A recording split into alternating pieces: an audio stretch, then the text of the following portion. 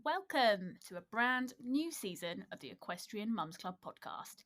We're your hosts, Katie Allen Clark and Sophie Conway, equestrians, mums, and your friendly girl guides through the juggle of ponies and parenthood. This season, we're bringing you fresh conversations, inspiring guests, and of course, plenty of laughs along the way. So let's take up the reins and trot on into today's episode.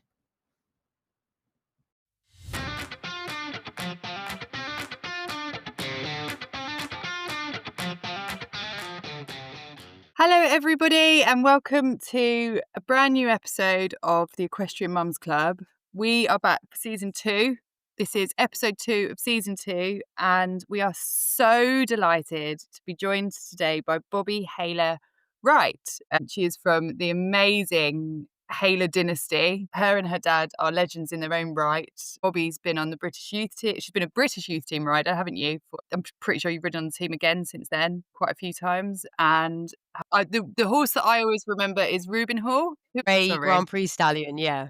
Yeah. He passed away a long time ago, but he did keep going until he was 18, so it was pretty good. Wow. Wow. Yeah. So that's one of the ones I always remember. I'm pretty sure that everybody will remember one of your horses, Bobby, and everybody would have seen you competing at some point. And the reason that we've got you on today is because you're now also a mummy of a little boy, Albert. Do you call him Yes, Bertie? generally, but when he's cheeky, it's Albert. But yeah, he's Bertie. So we can't wait to catch up with you today to find out how you juggle everything, because you look like you do it very, very successfully, and would love to get some inspo. Yeah, no, it's great to be here. I'm excited. Um, is there anything that we've missed out of your story, Bobby? Because I kind of feel like wasn't fitness one of your passions as well for a while? Or have I made that up? No, not at all. Basically, obviously, I've done horses since I was little, like Sophie said. I've been very lucky to represent Great Britain at the Europeans through all of the ages. So that's really, really exciting. But I went to college and I did sports fitness to be a personal trainer, just in case I woke up one day and thought, I'm not going to ride today. It's not happened, but it was really important for me to have a backup plan. I had a very bad accident when I was 16. I got kicked in the face by a horse Oh, and had to have a lot of reconstruction. I couldn't ride for a good 8 months. And I couldn't go to school for a whole year because there was a lot of work that had to be done. So I was in quite a big state. This was just before I did the Pony Europeans. So I used that time to catch up with school, and then that's when I went to college. It was kind of a bit of an eye opener that horses are unpredictable. It's a very unpredictable sport. So I wanted to make sure I had something that I could fall back on. And actually, I really enjoy it. It's something very different. I do a lot of it now. I have my ladies that come to me once a month to do riders fitness, which is just things that I do with a large yoga ball that I've made up over the years that I think are incredibly relevant to what we do when we ride and things like that. We did when Sophie and I did back to basics with NAF for horse and country. That was great because I managed to do a small snippet there. So it was, yeah, I do that a lot now and I absolutely love it. actually, having a baby makes you realise, doesn't it, how important that is and how important those exercises are, because I'm pretty sure you're not in this position, Bobby, but now when I ride, I just feel like a little wobbly kind of the fitness is just gone, and I'm struggling much, much more, probably age as well as baby related, but struggling a lot more to get it back. It just feels everything now feels a bit more important to sort of try and keep everything together. For me, actually, it was a really interesting thing because I kind of don't accept weaknesses. I assumed that I would be fine and I would crack on, and being pregnant was something that I had to do to be able to have a child, which is what I wanted to, which was the end result. And actually, it was very interesting for me because the journey started not so great from the very beginning for falling pregnant because I didn't realize that I have a little bit of a different blood type. So I was already not able to ride from being 3 months pregnant because if I fell off, it would have caused a lot of complications. So for me, it was very difficult because I suddenly was 3 months pregnant. At that point, you don't really look it or feel it. Didn't really have a purpose apart from I became pregnant Bobby and not rider Bobby. And so it worked out that it was a very long time. And then I ended up having a C-section. So it was a really long time for me not to ride. And I kind of lost my identity a little bit through that. And then it came back to what you were saying, Sophie, about riders fitness. And I was very lucky. I sailed through the C-section. I think it's just pure stubbornness. I was determined that I am fine. But I rode and I got on, and you know me well enough to know that I probably didn't get on a trot round. I had to run through the Grand Prix just to make sure I could still do it after not riding for so long. Anyway, I Oh, definitely felt it the next day. But I then came back to the rider's fitness, something that I've been doing since, being 13, 14, and got on the ball, which is the exercise that I do. And I thought, right, here we go, off I go. And I was like, oh, actually, I don't have any core anymore. I don't have the ability that I thought I did. And it was a real eye opener for me because it grounded me a little bit to the extent I was like, right, okay, so when I start teaching people for the very first time on the board that have never done anything like this, actually, this is what it's like to restart and to do it all again from the beginning. And I've enjoyed that actually. And it's been really, really good. As we all know, for all of the mums out there, trying to find the time to do any form of fitness, which is not picking the baby up and down, is very difficult. So it's been very good for me as well to find other ways of adapting. So it's been a really interesting way of doing it, but also very hard. And I don't think I really understood that until I had Albert. yeah, I totally relate to that, Bobby. I had a C-section as well, and I, out of complete stubbornness, was hoisting myself out of the bed as quickly as I possibly could, much to the midwives' disgust and scared faces. But I think when you are starting from literally nothing again, I think you just completely underestimate how much you use your entire body in those everyday movements, even from the getting out of bed thing, which obviously is almost impossible in the first couple of days, to, a few weeks on when you're thinking, I don't think I should have picked that extra, you know, basket of washing up because I've overdone it. Or, for a long time I was thinking, have is even picking a bale of hay up a possibility for me, or have I just put myself back by a couple of weeks again? It's definitely novel, isn't it, when equestrian people are just used to cracking on with it, and you just do things without even thinking, I think, most of the time. Yeah, Yeah. definitely. And it makes you have to pause. You have to wait for a second and actually evaluate your life and what you can do at that time to be able to be healthy enough to be a good mum and be there for your child. But also I still want to try and make a team. I still want to be an international dressage rider. And it's very much trying to find the right balance for sure. God, we're getting right into it now, but mum guilt is such a big thing. And I think, and we've talked about this before, where we've got mum guilt and horse guilt and career guilt and everything else. And so it's all sort of piled on top of us. And but really, what you're saying about wanting to get back on a team and go international and do this, how amazing for Bertie to have that, to have you as a mum watching from the sidelines, going, "Oh my god," and inspirational as well. It's not really a question. I'm just telling you. Thank you. You're ins- I mean, I have an incredible home team. Like I really do. you do. I They're really, really amazing. do. Like my husband is phenomenal. Like when you talk about those men when you're younger that you'd like them to be this prince, I'm very lucky that I've found mine because he is absolutely phenomenal. And my mum and dad as well. I mean, dad is best friends with Albert, so that's absolutely brilliant. They are two peas in a pod, so that's really lovely. And so I'm incredibly lucky for the home team that I have because I wouldn't be able to do it. And when you talk about mum guilt, it's taken me a moment to accept that it's okay to still want to chase my dreams and that I'm not letting Albert down and that I'm not there all the time. I basically, self-employed. I have to be teaching all day. If I'm not teaching, I'm not earning money. And if I'm not earning money, well, life doesn't go on, does it? So you've got to really think a little bit about what the priorities are. And it has taken me, I mean, he's 2 now. The first year, definitely did slightly put my dreams on hold 100%. That wasn't a something that I could mentally think was acceptable to be able to do both. But, now in the second year, I think when they start really talking and running around and everything like that, things are easier. It's a different journey with them. And now I've come to the point that actually, yeah, it's okay now to want to do it all again. That's such an important message, I think, for everybody as well, because everybody we speak to within the community at some point has felt that moment of, is what I'm doing really selfish? Is this just for me and it comes at the expense of everybody else? And somebody told me, like, really early on, that actually, if you don't fill your own cup, then you can't fill everybody else's as well. But apart from that, it's kind of that what a gift it is to be able to give your child for them to see their mum, playing her dreams out. You give them permission just by living it to be like, right, I'm going to go and chase the thing that I'm really interested in. Whether that happens to be horses or not is a different story, but um, we'll wait to see on that one. Talking about that, how does he feel about horses at the moment? Is he interested or not? He's horse obsessed. Yay! Obsessed, and every farm animal you could possibly imagine.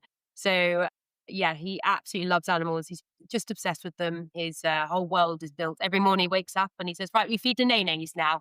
Yes, we go and feed the horse. Oh, that's Yes! amazing. Oh, I've Yeah. got to say, actually, Bobby, he is so cute. Oh my goodness. He is so cute. And I didn't really want a boy ever. I've got 2 girls, so it's probably quite a good job. And then I see little boys like your 2, and I'm like, oh my God, I'm like, oh, I do want a little boy, but I'm not having a little boy now, so that's You fine. can borrow I need, mine if you I need like. to get over it. He's so cute. On your social videos where he's bucket stealing one's my favourite. And you put that, because I think it was a long time ago, and he's just going around the yard in his walker stealing buckets. He was really cute. It was really sweet. Yeah, he is very, very cute, and he knows it as well. So Yeah, he's yeah. quite the troublemaker.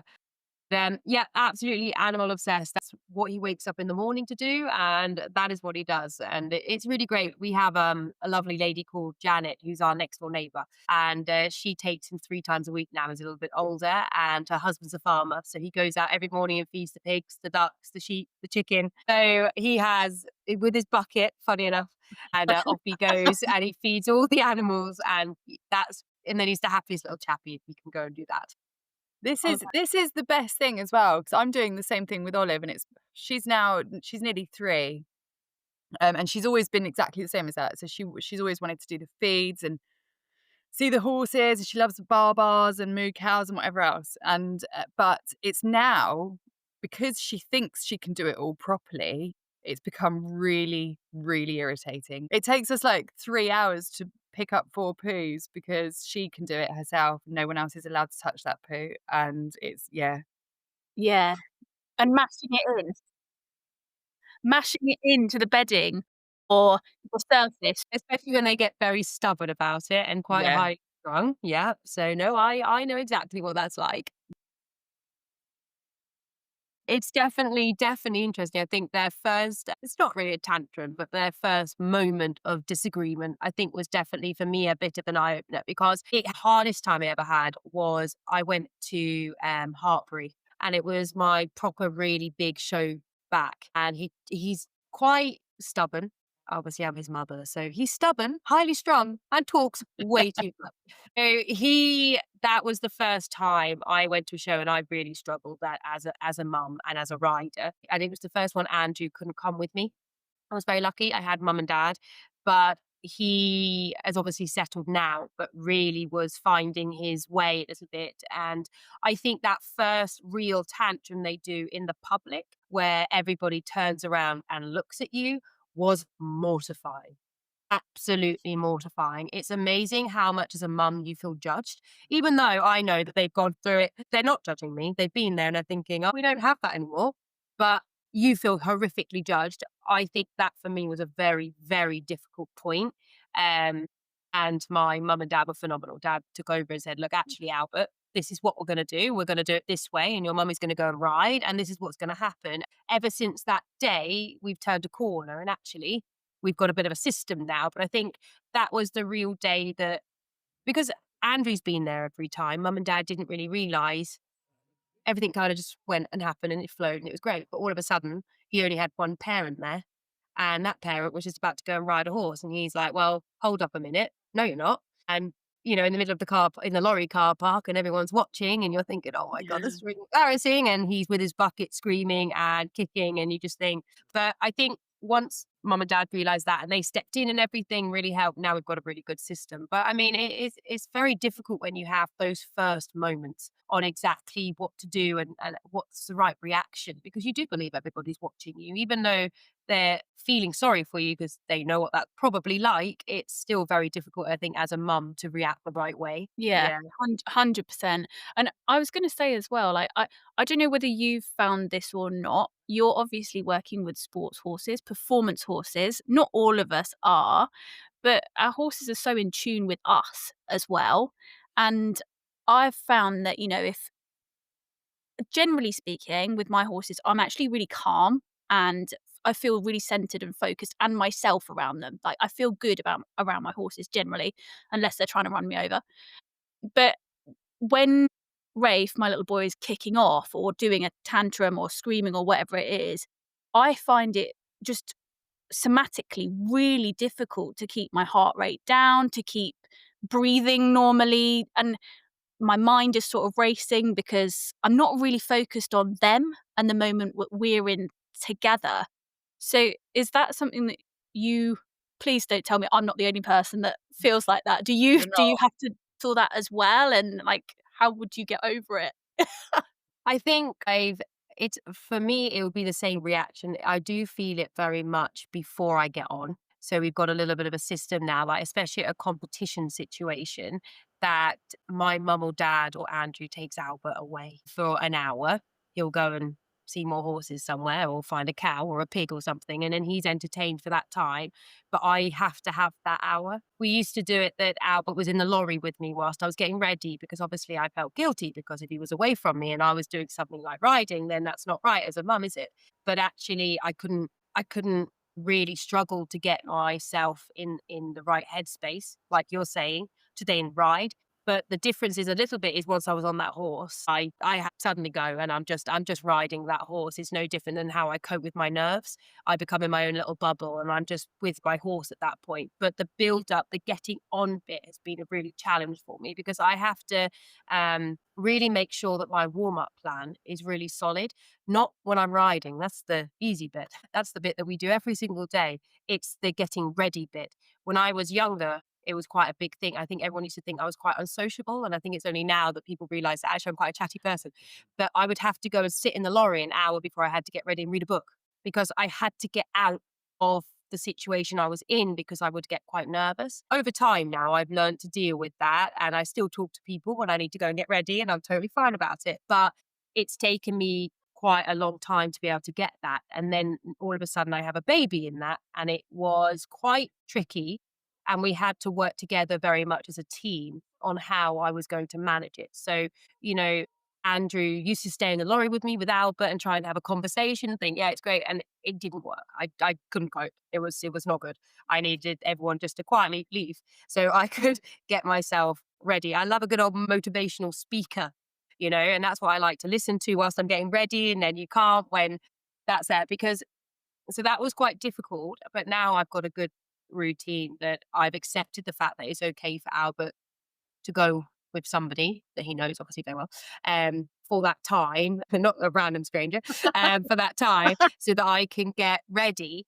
And then I managed to deal with it a little bit better. And I think it's a little bit different for me to the extent of as well on a day-to-day basis is I'm very lucky that it is my job. So I ride horses every day between the same time. So I always make sure in that time, sometimes it's not like mum and dad have been away this week, so I've had Albert, but I generally have somebody very lucky looking after him in my riding time. So that doesn't happen. And I can focus because I'm also paid to ride people's horses. So they want a certain standard of that as well. And it's important that I give them that and that I do the best I Yeah. physically can. So, I have to make sure at that time I am fully able to focus and make sure that I'm riding the best of my ability for them as And well. that's the same for any person in any job. You could not, and I think people would probably think, "Oh, well, you just ride horses, you're at home, you've got, you can just have him with you and put him on the side or whatever." You can't, it's your job. Like, I definitely couldn't have my 2 here while I can't do anything. I can't even go for a I can't wee. send an email. No, You can't. literally, I Yeah. can't do anything. I wouldn't be a I would And I also think it's okay to not be able to do it as well. You know, I got that a lot at the beginning. Well, it's all right for you, do it at home. Well, actually, I don't live with my mum and dad. So I don't do it at home. I have to travel to the yard. So already, I'm already taking him to work. It's not like I'm going out the front door and he's still got his base. So already that's a difficulty.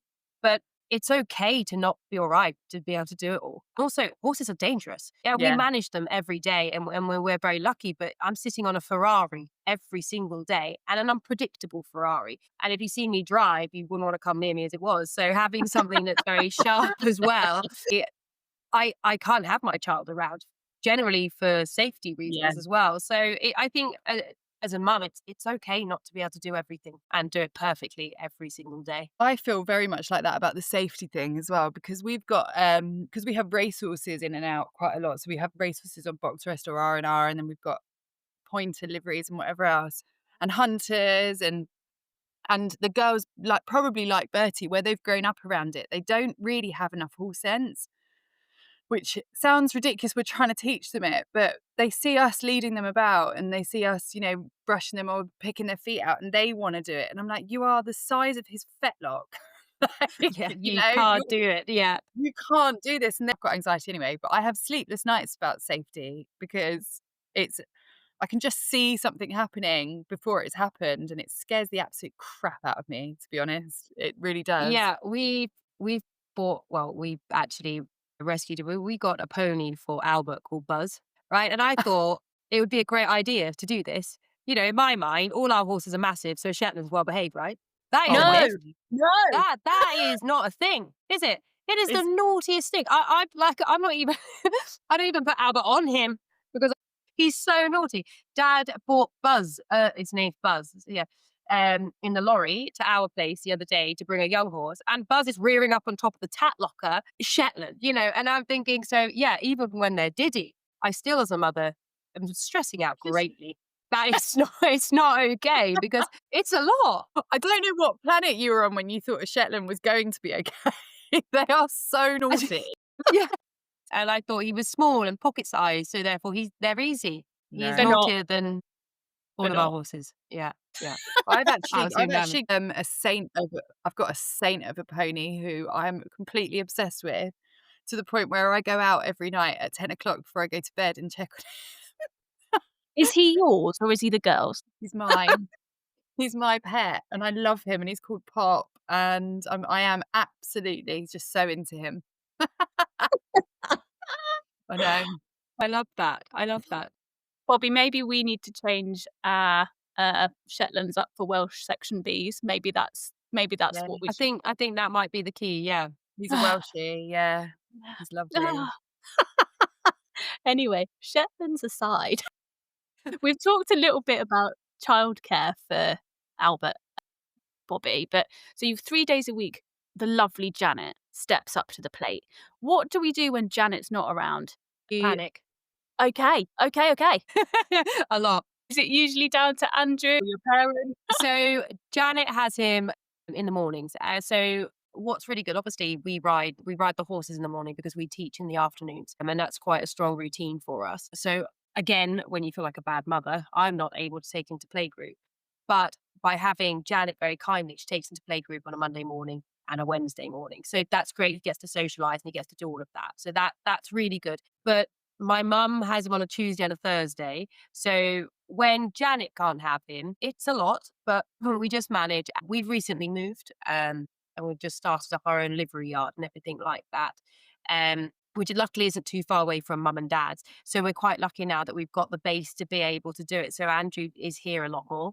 So he will just stay with Andrew, which is great. The stress levels get really high when mum and Janet are away on the same week. Now that is great fun. Oh God. Yeah, that happened. So that's fine. But at that point, I just make sure I've got an easy week as well, and we just work between the two of us. But because he's so horse obsessed and wants to be with the animals all the time, it's really great.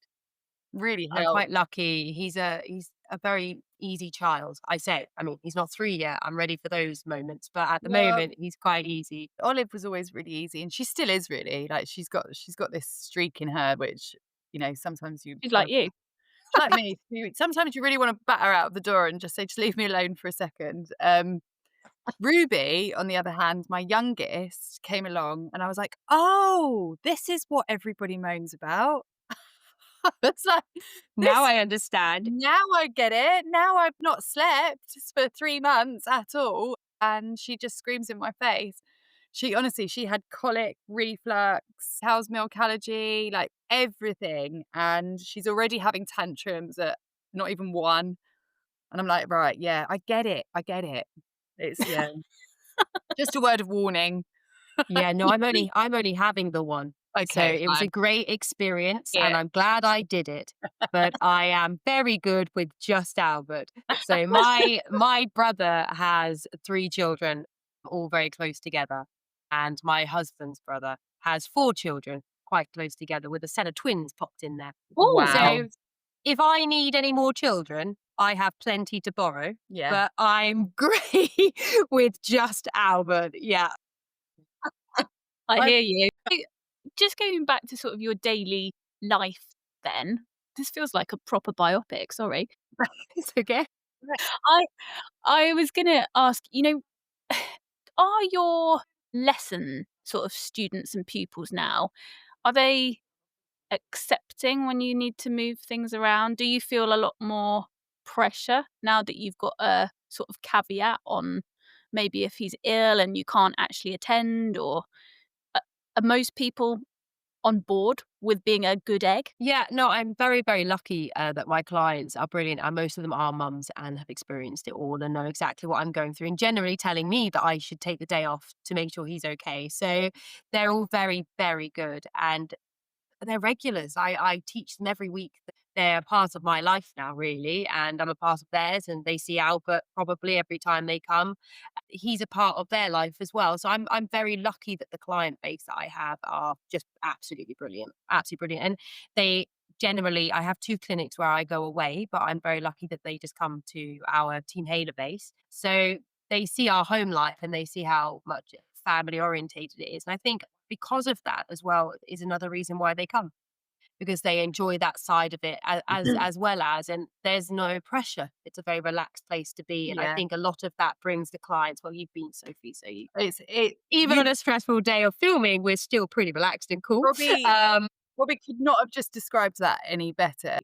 None of us had ever really met each other before, and we just felt like we'd all known each other for about 10 years, because that is how your mum and dad make people feel. And you and Andrew, like everyone there, and all anybody that was turning up for lessons was like a long lost friend. So it doesn't feel like the top professional dressage yard that it is. It feels like a really welcoming, lovely family business, and it's both. And you've between the Haylers and all of you, you've done an incredible job, and it sounds like Bertie's just going to grow up being exactly the same as all of you, which is amazing. Thank you. But I have to be respectful. It is my mum and dad's home. They walk out their front door and they don't want stress. They want to enjoy what they do. And dad and mum have done an incredible lot of work to provide such an incredible place. So it's important that, I respect that as well. I'm very lucky to use the facility. So it's important that it has to stay that way for them as well. Do you know what you need to do is some of those it's like a trend on Insta where you put your child outside their front door and then Run. wait for them to open it and then run. You could be on a horse and just trot away as they I just go. They're like, bye. Yeah, Dad would love that. Dad would love that. Yeah, they've got a caravan, right? So they're doing this caravan thing, and which is great. It's great. I just never thought my dad would do a caravan. If you've met Paul Hayler, you wouldn't imagine that he's in the caravan club. But hey, they love it, and that's great. And they've got the t-shirts and the badges, and that's great. No. When I say they're into the caravan club, right? They're into the caravan club. But obviously, Mum couldn't have a normal caravan. Obviously, she No, had no, to have no. like a fancy caravan thing anyway. So it's mother's style on wheels, and off they go, and it's great. And do you know what? They're loving it, and they take Albert with them, and they have the best time. And that's their little thing. Their little go away at the weekends. They take Albert in their caravan, and they love it.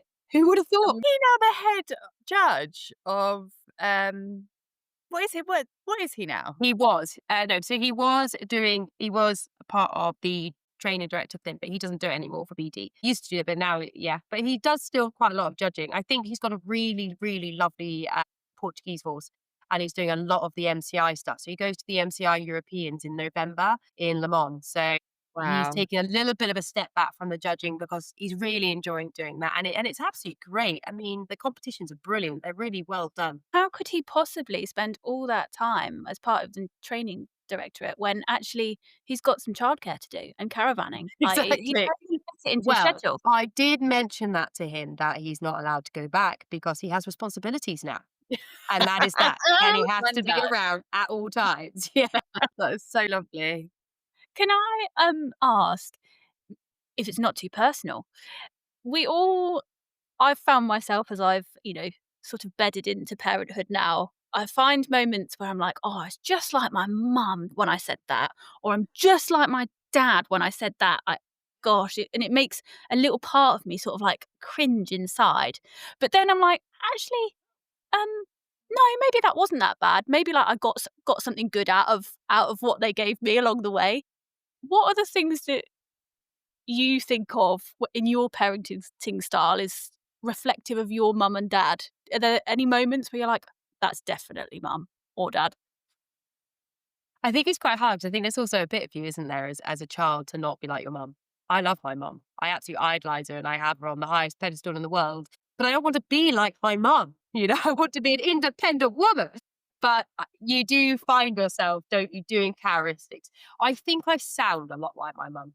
I don't think I necessarily say the same things, but I think my tone, has a certain tone. Don't know how she does it, but you know to stand still. You know to stop doing what you're doing and you know to stand still. So I've tried to get that with Albert and I do feel at times it's working. And it happens, I'm like, that's it. That was the Okay. moment I sounded like my mother. Yeah, mid-run when he suddenly turns around and he's like, he knows that moment that he's in trouble. Yeah. I would say I'm a lot like my dad. Yeah, I'm a lot like my dad with how we deal with things and the sarcasm that comes along with it. I would say very similar to dad for sure when it comes to being with Albert and things. But yeah, I try and grasp mum's tone. I'd say that. Well, yeah, She's I got can a great imagine tone. you and your dad are probably quite competitive people as well, I imagine.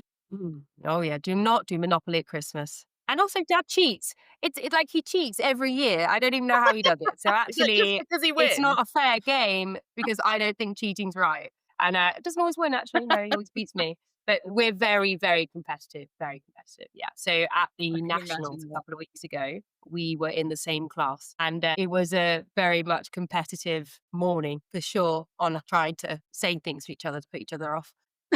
Oh, But we mean it in the best way because we're just happy for each other and whoever does what is fantastic, 'cause it's such a team event. But we do try and, psych each other out a little bit. So yeah, we do have a good laugh with it, definitely. we've been chatting to you forever, and I really love it. I actually don't ever want this episode to end, but It's got to at at some some point point. we will need to. Um, but before we sort of come to the end of our podcast, we're starting to ask people now, a quick tack hack.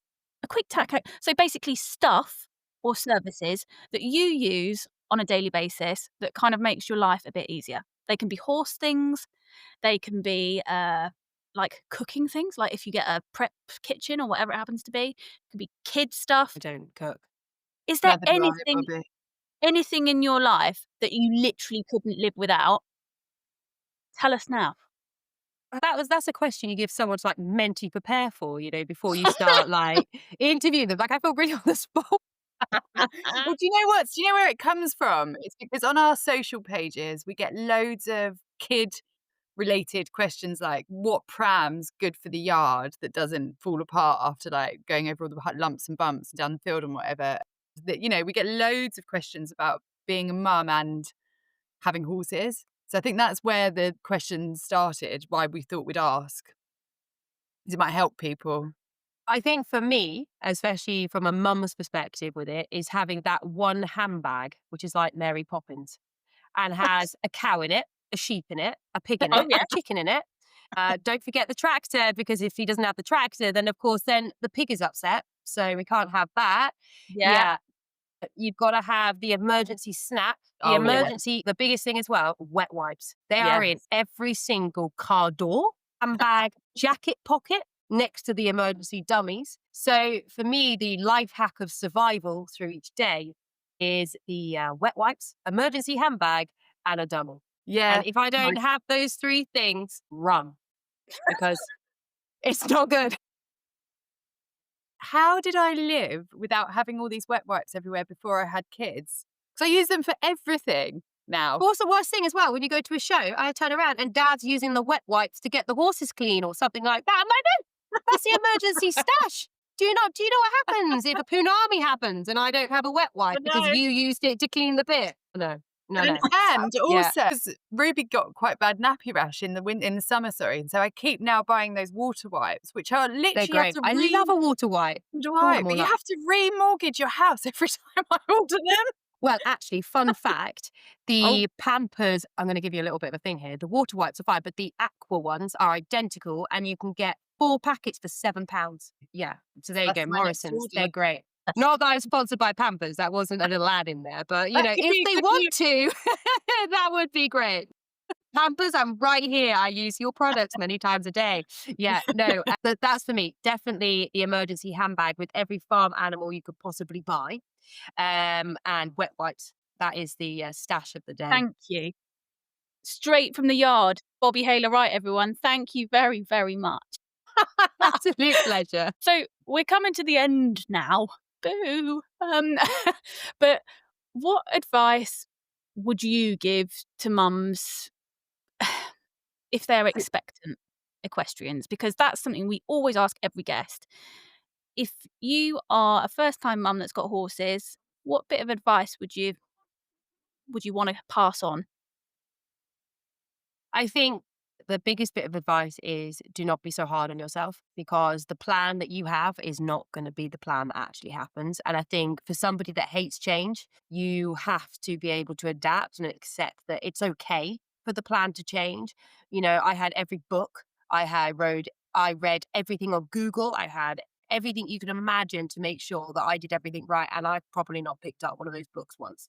I think that you've got to just go with what your body is telling you. I think, I really tried to push myself and kind of act like I was fine. And I was actually fine. I'm not going to fall off and stuff like that. And actually I can still carry on, but I did fall off, and it was a real eye opener to me that actually I have to now stop and I have to listen to my body, or otherwise I'm gonna lose a really special part of me here. And actually I had to think, for me, mentally accept that it's okay to, for 1 minute, not try and succeed every single day, because you're gonna be massively overwhelmed. And I think as a mum, the hardest bit was for me, everybody goes through every journey differently. And everyone said to me, you'll be fine. The baby bit's the easiest bit, the newborn bit, it was living hell. I struggled so much with the newborn bit. It was unbelievable. Now I look back and I think, why? It was, actually it was fine. But now this is the easy bit for me. But the newborn bit, if it's hard, accept it. It's okay. And ask for help, because I tried not to do it with help. And actually, I look back now and I should have known it's okay to ask for help. And I think my experience would have been a lot different. So, Yeah. I really sort of say to you out there, accept help, sit on that sofa, because I had a C-section and went back to work 2 weeks later.